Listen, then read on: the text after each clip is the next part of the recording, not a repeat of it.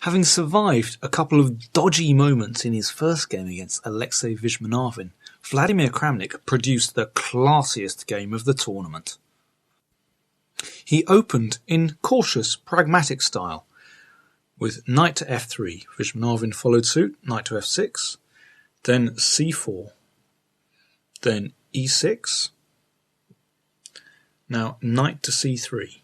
So Kramnik not committing himself yet in the centre. Bishop came to b4. Now this is a fairly standard variation of the English opening. Then g3, castles, bishop g2. So Kramnik just calmly developing his pieces.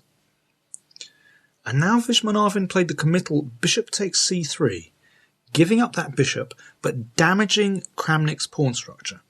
Kramnik captured towards the centre with b takes c3. Then came d6, Kramnik castled, and now Vyzmanavin set up a strong pawn chain in the centre with pawn to e5. Notice he's got rid of the dark squared bishop, and so he's now putting his pawns on dark squares. So that means that the bishop on c8 can run free. Kramnik played the pawn up to d3, then knight c6. And now this next move was really rather paradoxical. You'd think that Kramnik would want to keep the diagonal open for this bishop. But he played a strange move, pawn to e4, blocking it in.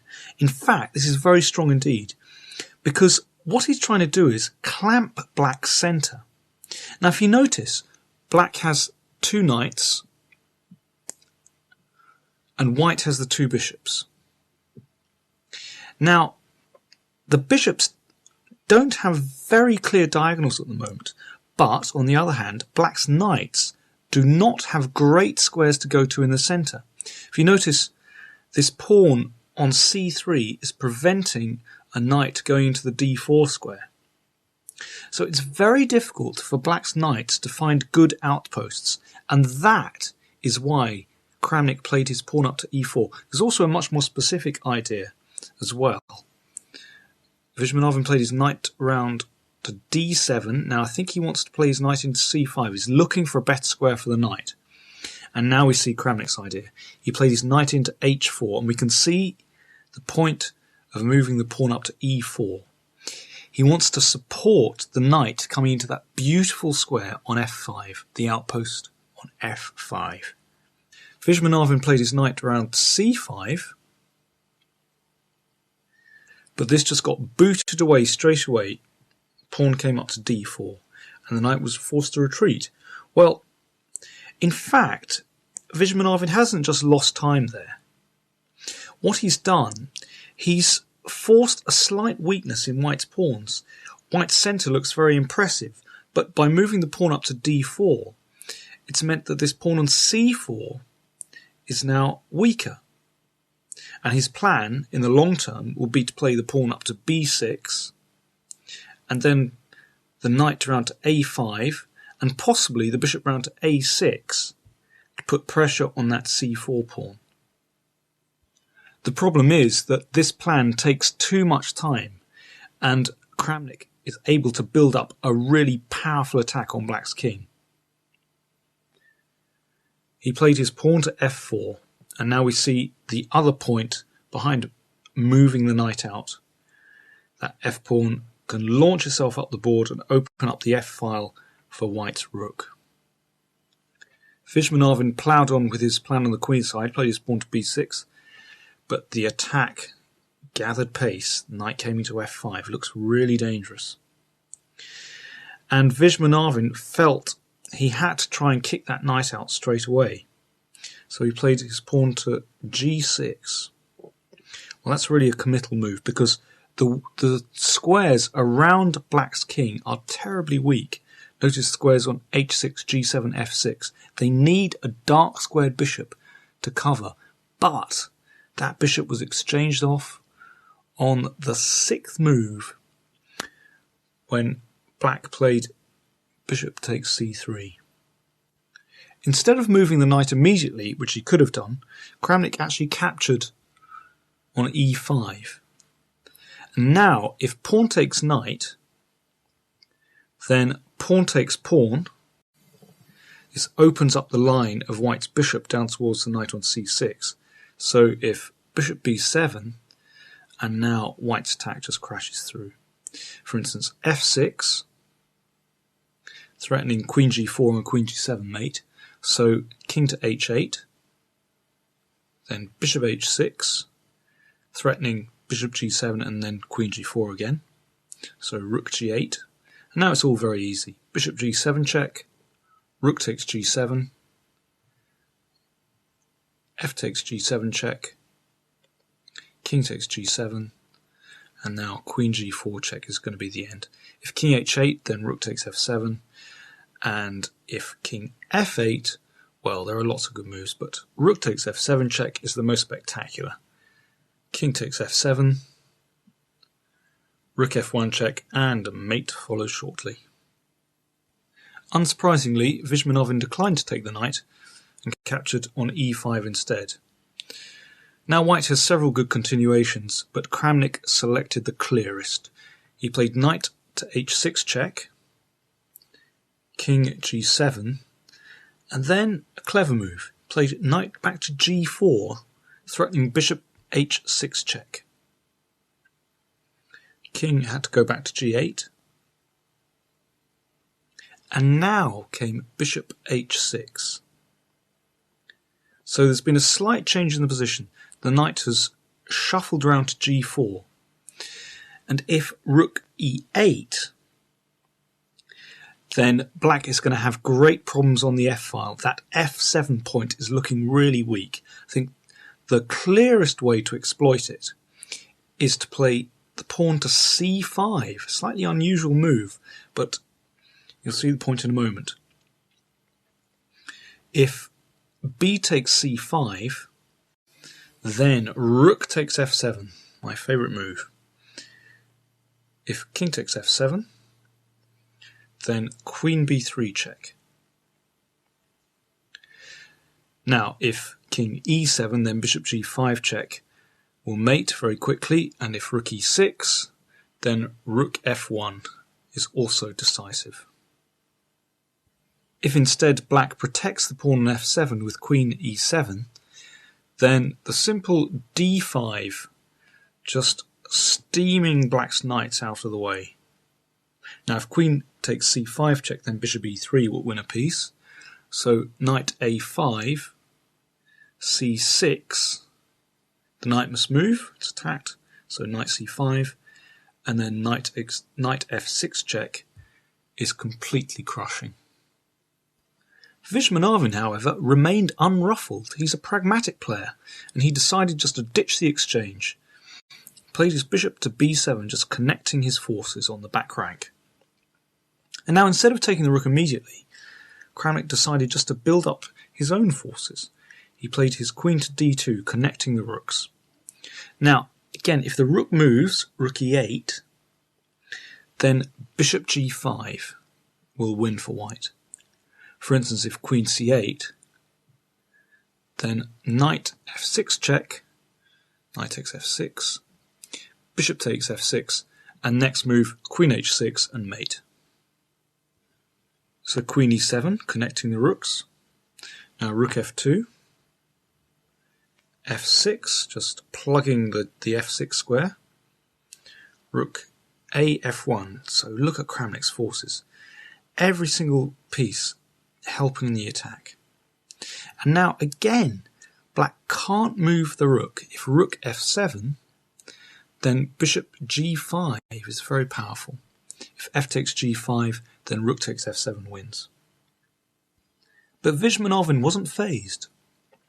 He began to attack Kramnik's centre. Now, Vladdy thought he'd better cash in. He took the rook. Rook takes f8, so f6 is still defended. And now there's a lot of pressure on white's centre. You know, in Moscow, Vyzmanavin was a whole exchange down against Korchnoi and managed to fight back and get a draw. So he's used to being under pressure, and he's making it as difficult as possible for Kramnik to win this game. Now here, Kramnik has to deal with the threat to the pawn on d4. If he captures on e5, then it's actually rather difficult to win this position. Black would exchange. Rook takes d2. Now knight c takes e5. White recaptures, knight takes e5.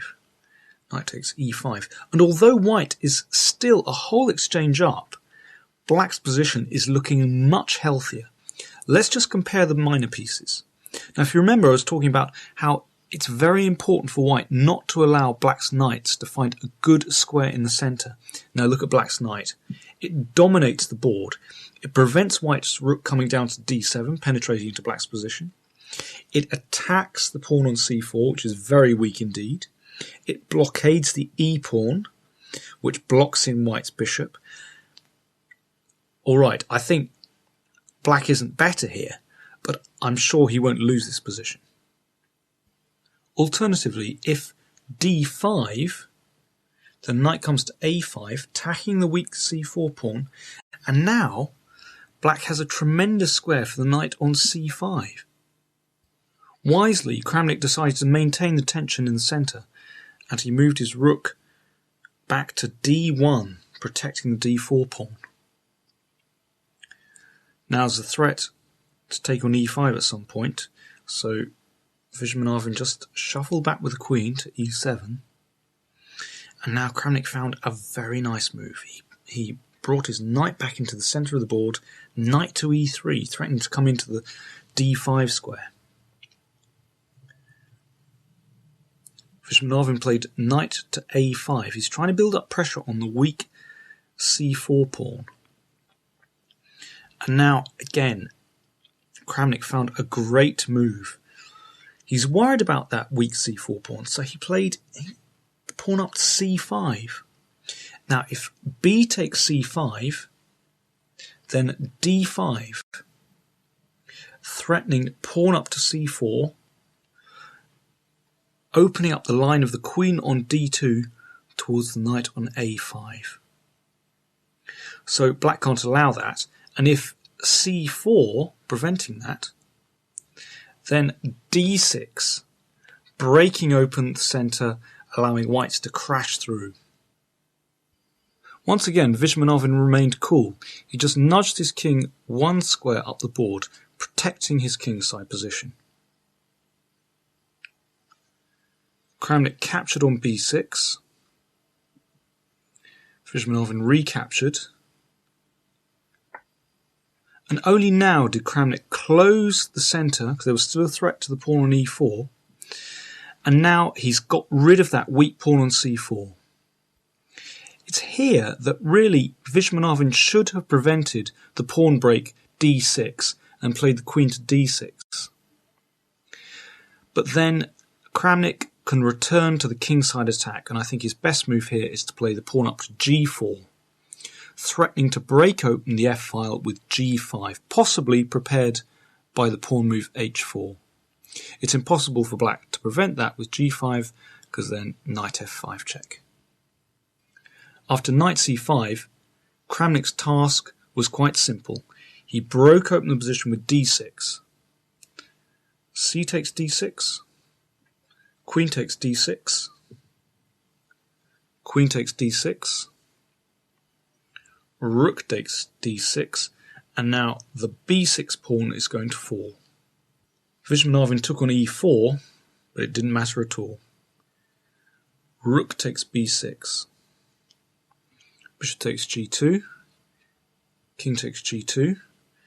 Knight e4, threatening the rook and attacking the pawn, which can be defended very easily by rook to c2. And now black's great problem is that that knight on a5 is not supported by a pawn. It's very loose. Vyzmanavin tried to use his centre pawns, but really it was a vain hope. The rook came to a6, attacking the knight. Then knight b7. And now Kramnik continued to hassle that knight. That's the key to winning the game. Rook a7, pinning the knight on b7 to the king. Rook f7, and now again a threat, keeping black busy. Knight c4, threatening the pawn on e5. King to f6, now another threat. Rook to b2, attacking the knight on b7. Knight d6, and now rook a6, another pin. Black given no rest at all. King e6, knight takes d6, knight takes d6, and now after c4, Vyzmanavin resigned. The threat is c5. If the king moves out of the pin, king e7, then c5 anyway, pushing knight back to c8. And now the simplest win is just to play rook b7 check, king e8, and now just exchange rooks. Rook takes f7, king takes f7, and the rook will soon escort one of the passed pawns home.